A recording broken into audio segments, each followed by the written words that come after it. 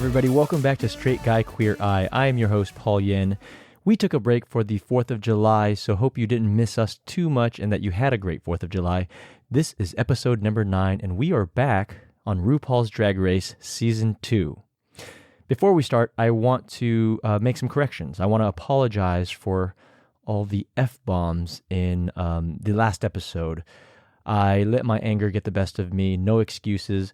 Regardless of how ridiculous homophobes and transphobes are, that's not what I want Straight Guy Queer Eye to be.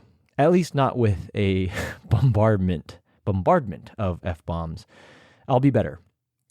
Also, I called the hate group the Proud Boys, the Pride Boys, by mistake. It wasn't on purpose. But if there isn't one already, there should be a group of tough-ass, badass gay guys called the Pride Boys. That would actually be hilarious. Can you imagine that? Pride Boys beating up a bunch of Proud Boys?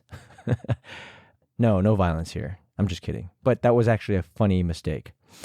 Ethics statement. As always, we have an important ethics statement that I want to make clear.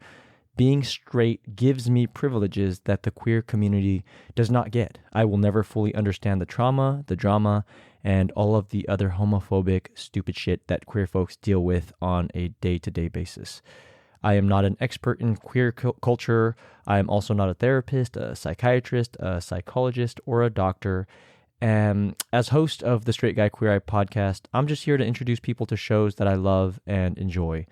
And more importantly, I'm here to listen and to learn about the queer community, and I hope to pass that knowledge on to like-minded people who want to make some sort of difference in the queer community, their own community, and in their own lives.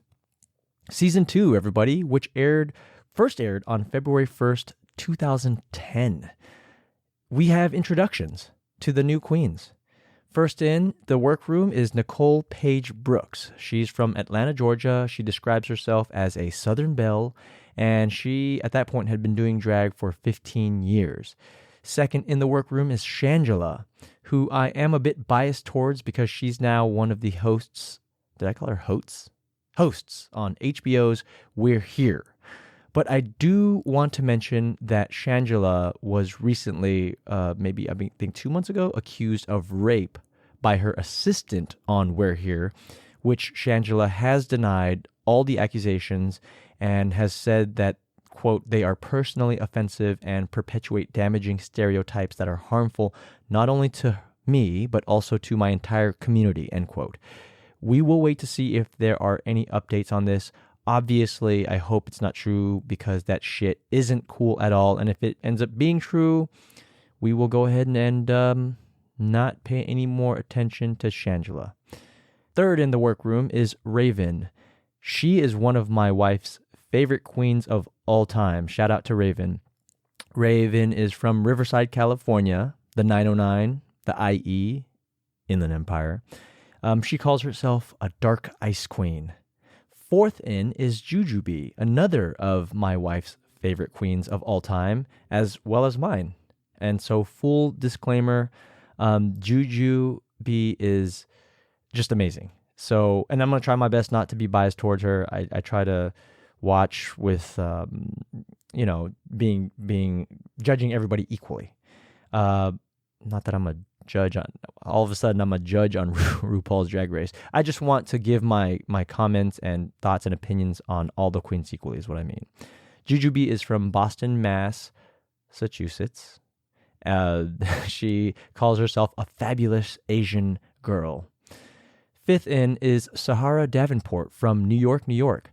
Shangela and Sahara know each other from college, and they went nuts as Sahara entered for her intro.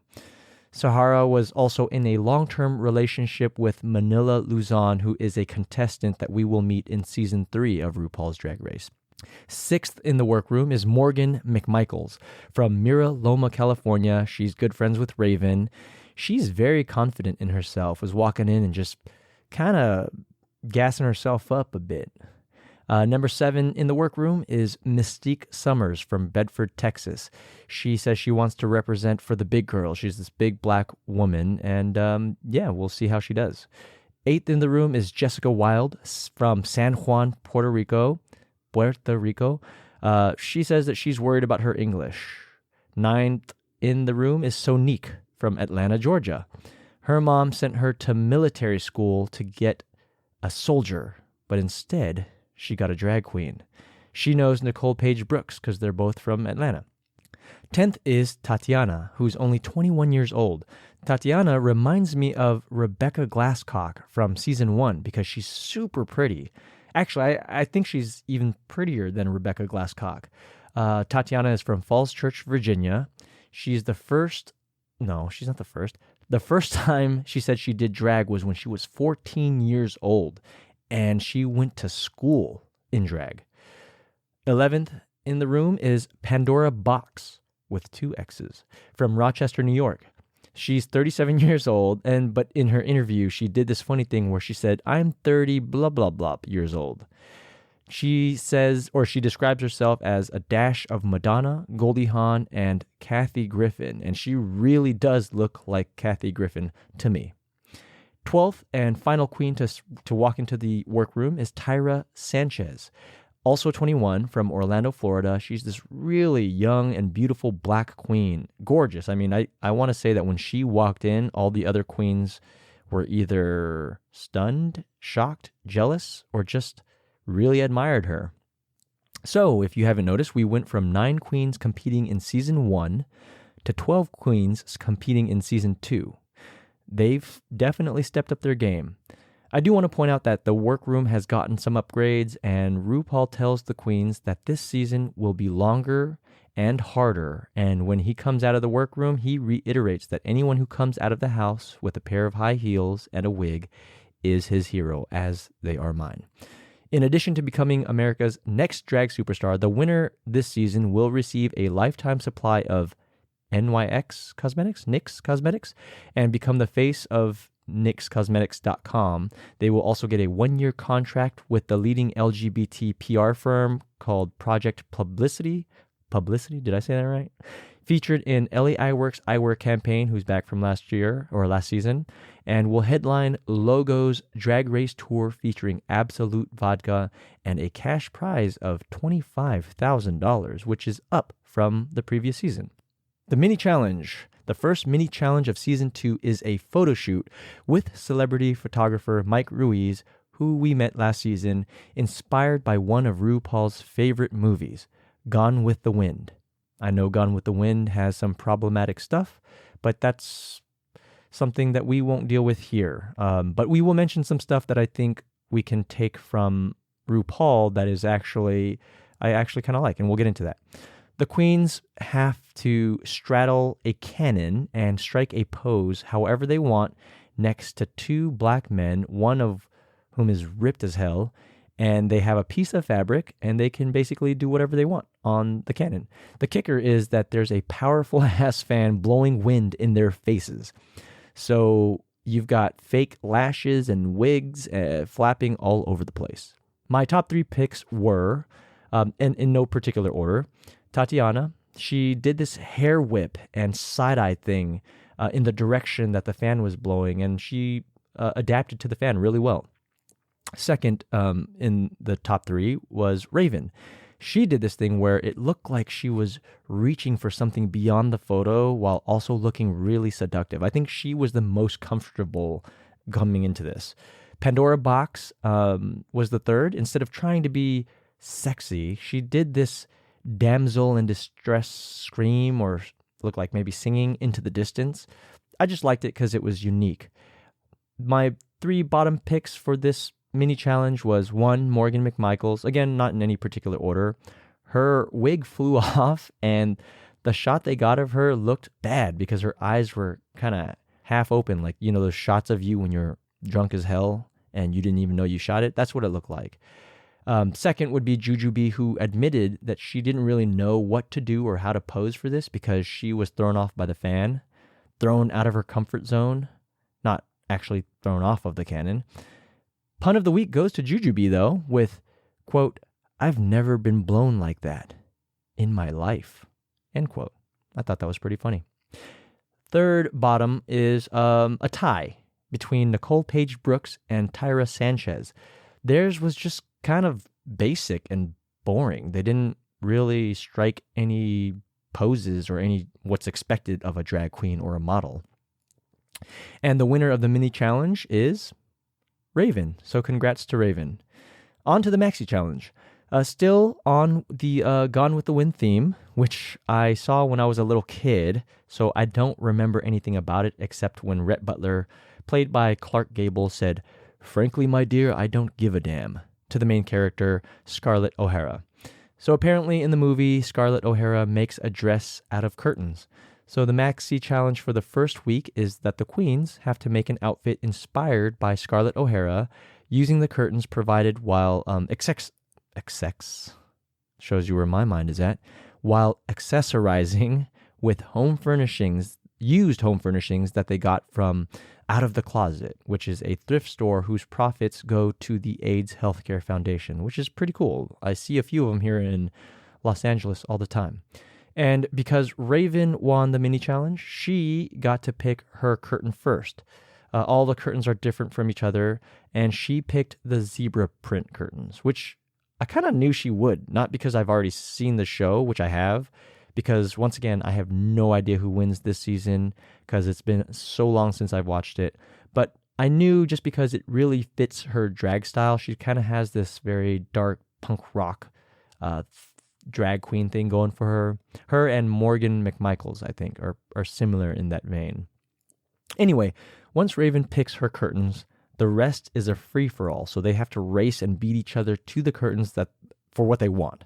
Then they have to race over from there to pick out their home furnishings. That consisted of things like a ceiling fan, which Jujubee grabbed, lampshades, just really random-ass stuff. If you've been listening to Straight Guy Queer Eye from the beginning, you'll know that I love these challenges because these queens have to make their own outfits from scratch, and that is just freaking amazing to me. They create their looks from scratch. I actually don't know if they get help. This time I know a few of the challenges last season, for one of the instances, they bring on a team that we don't see on camera to help the queens, but there was no mention of that here. So I'm just going to go ahead and assume that the queens make the looks themselves. So while they're making their Scarlett O'Hara inspired looks in the workroom, we learn that Shangela doesn't know how to sew, so she recruits Pandora Box to help her sew, which is really nice of Pandora. We learn that Tyra Sanchez has a son named Jeremiah, born during his 12th grade year. And I can't remember if I mentioned this in a previous episode, but I'll mention it now. A lot of the queens shape their drag looks by wearing foam pads that are shaped to give themselves hips or butts or to accentuate, whatever body part they want to accentuate. And some queens choose not to wear pads at all. Runway, the category is Gone with the Window. I think that's actually really clever. That could have been pun of the week, but I like Jujubee's pun better. The regular judges, Merle Ginsburg and Santino Rice, are back. Guest judge this week is Mike Ruiz, the photographer, and extra special guest judge is Kathy Griffin. It's kind of funny because she made a comment about RuPaul dismembering Michelle Obama's perfect arms for himself. And then about 7 years later, when Donald Trump became the president of the United States, she held Trump's decapitated head and got in trouble for it. I guess it was a bit grotesque, but I understand why she did it. For this challenge, I didn't really have, for the maxi challenge, the runway, I didn't really have a top 3 or bottom 3 for the first week because I thought they all looked fine. I'm not a fashion expert or anything. They looked fine. There was nothing that was really terrible to me. The only one that really stood out was Morgan McMichaels because her outfit, again, was fine, but she stood out to me because when she walked onto the stage, she seemed really not confident in herself. I could be completely wrong, but as she was walking on the runway, she kept kind of giggling or laughing as if she felt silly. Maybe it's because it was the first time on stage, and obviously I could be misreading the whole thing, but for all the confidence that she walked into the workroom with, I didn't actually see it on the runway. Raspy voice there. The queens who were safe were Jujubee, Raven, Tatiana, Nicole Paige Brooks, Sonique, and Jessica Wilde. I want to make a quick note. I get that for the sake of time, they do this where Ru just pulls the queens out who are safe. But I really wish we'd get to see the critiques even for the queens who are safe, because for the viewer, we want to hear what Ru and the judges think of the outfits. But for the contestants, it'd be good for them to get critique so they can better understand how to improve for next week and not just be safe. So the tops and the bottoms of the week were Mystique, Shangela, Sahara, Tyra Sanchez, Morgan McMichaels, and Pandora. The judges' thoughts. For Mystique, her outfit, Ru called it raggedy, which is a tragedy. I just wanted to rhyme that. Shangela's outfit, they said, looked too old-fashioned. Sahara didn't razzle-dazzle. And Tyra Sanchez, they said, had a great look, had a great dress, and the makeup was great, but had zero personality, just like in her photo, zero personality. Morgan McMichaels, Santino thought that she had a really well-executed look, but Merle says that she didn't get any personality. And then for Pandora Box, Santino also liked her look, but Kathy Griffin wanted her to have more of a drag persona, which is funny because Pandora Box obviously knew that Kathy Griffin was going to be the extra special guest judge, so she played that up. She wanted to impress Kathy Griffin by looking like Kathy Griffin. Spoiler alert, if you haven't watched the episode and don't want to know who wins and who goes home this episode, I suggest you stop here. Long pause. The winner of episode 1 of season 2 is Morgan McMichaels. Congrats to her, first of all, but I totally disagree with this call. Her hair came off during her photo shoot, so the photo shoot was a bust to me. And I think that Pandora should have won the first challenge because her photo shoot was great. But I guess it's because Morgan's outfit was considered better than Pandora's, which I kind of disagree with.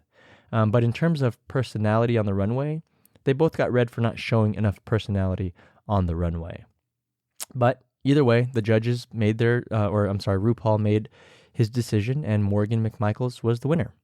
So safe were Tyra, Pandora, and Mystique, surprisingly, who Ru said she's giving a get-out-of-jail-free card. So the bottoms of the week are Shangela and Sahara. And don't forget, they're good friends, and both lost their shit during the intro. They had to lip-sync to RuPaul's CoverGirl, Put the Bass in Your Walk, which is also what Season 1's final lip-sync battle ended on. So RuPaul, I love, is shamelessly plugging his own music. Shangela started off with some really big energy in the lip-sync, so Sahara responded with a running jump into the splits, which is crazy to me still. Not only because these men can do the splits in their whatever age they were, but also because Sahara ran pretty much full speed, jumped what looked like 4 feet in the air, and dropped into a front and rear split. And Shangela gets credit because once Sahara does the splits, Shangela does a death drop, which I think is the first death drop on RuPaul's Drag Race. Drag Dictionary.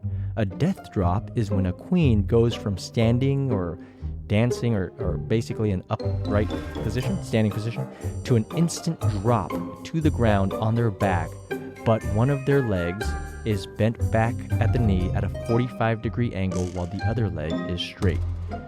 You have to see it to believe it. And the winner of the lip sync was Sahara Davenport. She was understandably excited right away, but then immediately realized that since she won, she sent her friend Angela, what is wrong with me? Shangela home. But Shangela was really sweet about it and congratulated Sahara right away, super humble about it. I think personally that Shangela actually did better in the lip sync, so that's 2 times I've thought wrong according to Ru. But part of me wonders if she was sent home because she'd only been doing drag for about 5 months and Ru decided to keep Sahara to have more experienced queens for season 2, so the competition would be higher maybe. We'll never know. And that does it for episode 1 of season 2 of RuPaul's Drag Race. These are the things that stood out to me. It's bittersweet that Sahara made it out of the first round. And I'm glad she did, because Sahara Davenport has since passed away due to heart failure. And I didn't know her personally, and I understand that dying is a part of life, and it's obviously devastating when people in our own lives pass away.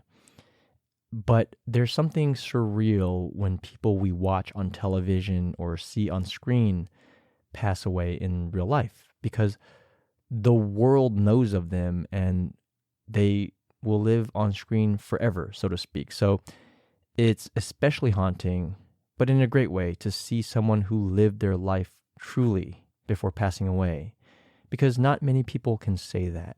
And that's why I always try to push people, even if I've just met them for the first time. I try to talk to them and see what it is that interests them in their life and pick their brain about what they love to do, and try to encourage them the best I can, even if it's just someone I just met, because life is short. So the thought is to always be authentic to yourself. And regardless of what anybody says about these drag queens, whether you hate them or think that they're disgusting or whatever, which they are not, at least they are being authentic to themselves. Another thing that stood out to me was at the beginning when Sonique said that her mom sent her to military school to get a soldier, but instead got a drag queen. Isn't that hilarious? This idea, and I'm going to ramble here, no notes here. This idea that, if you send someone to military school, or if I'm a soldier, if I shoot guns, or if I do these things that are quote unquote masculine, I'm not gay, I'm straight. This dude went to military school and became a drag queen, and he laughs about it, and he thinks, it's hilarious. And I think it's hilarious because that's not how the world works. I know I've said that before, but you don't just turn gay out of the blue. You don't turn gay because, you saw gay porn. You don't turn gay because some dude hit on you, or you don't turn gay if, I'm trying to think of things because none of it matters to me in the sense that I'm not worried about it. But you don't turn gay out of the blue. You don't turn gay because your kids are learning about queer history or about queer stories. That's not how it works. You turn gay because you're born that way. At least in my opinion, it's in your genes, it's in your blood. The only thing is that whether or not you're made to feel ashamed of it, and then you have to live the rest of your life either in the closet and hiding it from everybody and possibly being miserable and hopefully not, but harming yourself and hopefully not committing suicide. And that's not what we want. Is that what people really want? Is for people to just hide that they're gay? That's incredible to me, that people who, are supposedly pro-life are okay with the queer community. Why can't I say community? It feels really weird. But anyways, why is it that these people who are pro-life are okay that gay people are miserable and potentially, want to harm themselves? Really ask yourselves about that. Anyway, I'm rambling. It's just funny that Sonique was sent to military school to be this man and then turned out to be a gay queen. Good for Sonique. The third thing that stood out to me this episode was that Tatiana went to school in drag at 14 years old. When I was 14 years old, I was too scared to go up and talk to girls. I was too scared to go out in public in my regular clothes without worrying if I looked cool enough, or if an outfit looked silly or I'd be made fun of, let alone going out in drag. How many of you have the guts to do that? Tatiana was 14 years old, so was either at the end of 7th grade or in high school, because she didn't say if it was in high school. I'm going to go ahead and guess that it was high school. A freshman walking into your school in Falls Church is where she was from, Virginia. This isn't in California, where you would also probably still get made fun of. This is in red state, super conservative, super religious Virginia at 14 years old. That is courage. I definitely wouldn't be able to do that.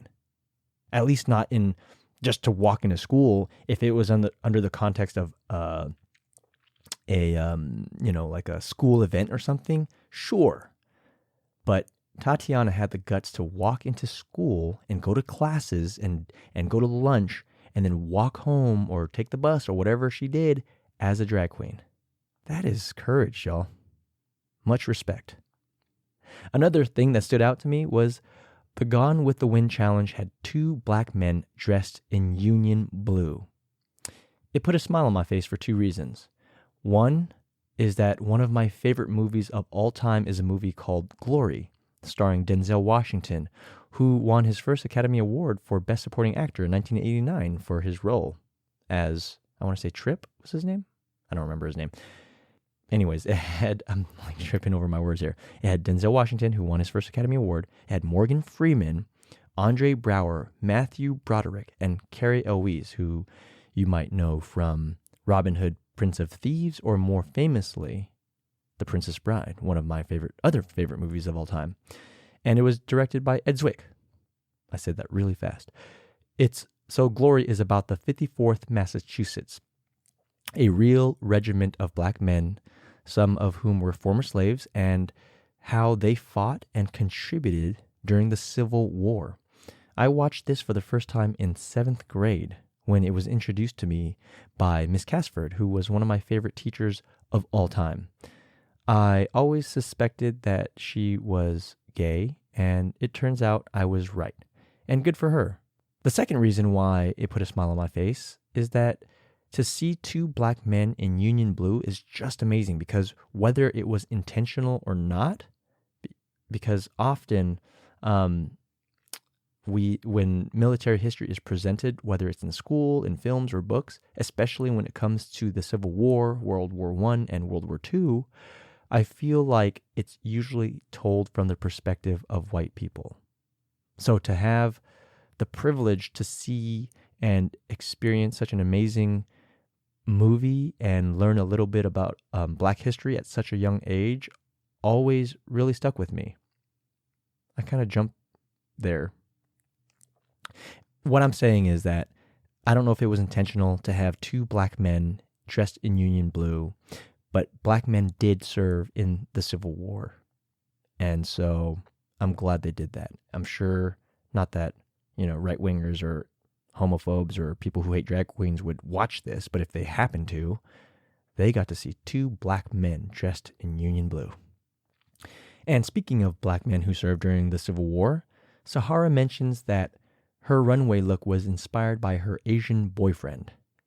Go Asian boyfriends. And Kathy Griffin made a quip that, quote, "Nothing says Civil War like Asian boyfriend," unquote. And I don't think she meant anything offensive by it, but it shows our general ignorance to history. Because to be fair to her, I didn't know this either until, a few years ago when I was doing some research for a role. But Chinese Americans also served during the Civil War, as did Filipino Americans on naval ships. But again, if we base our knowledge of U.S. history just on movies or the curated stuff we learn in school, we wouldn't know that. So I wanted to point that out. It wasn't only white folks who have fought in American wars. When people say go back to your country, they should really understand that many people, many cultures, races, ethnicities have contributed to the rich and complicated history of America. So, when Chinese Americans are told to go home, they are home. I'm going to end this episode with a quote from RuPaul. "Anyone who has the courage to break free and follow their heart is my hero." Mine too. Thank you for listening to Straight Guy Queer Eye. If you enjoy the show, please share it with 5 people you know. Give it a rating, a 5-star hopefully, on your podcast app, on whatever podcast app you use. You can also follow Straight Guy Queer Eye on Instagram and Twitter at SGQE Podcast. You can follow me on my personal Instagram at Hello Paul Yen. I'd love to hear from you, so please send comments, suggestions, and feedback to sgqepodcast@gmail.com. Remember, be human, be kind.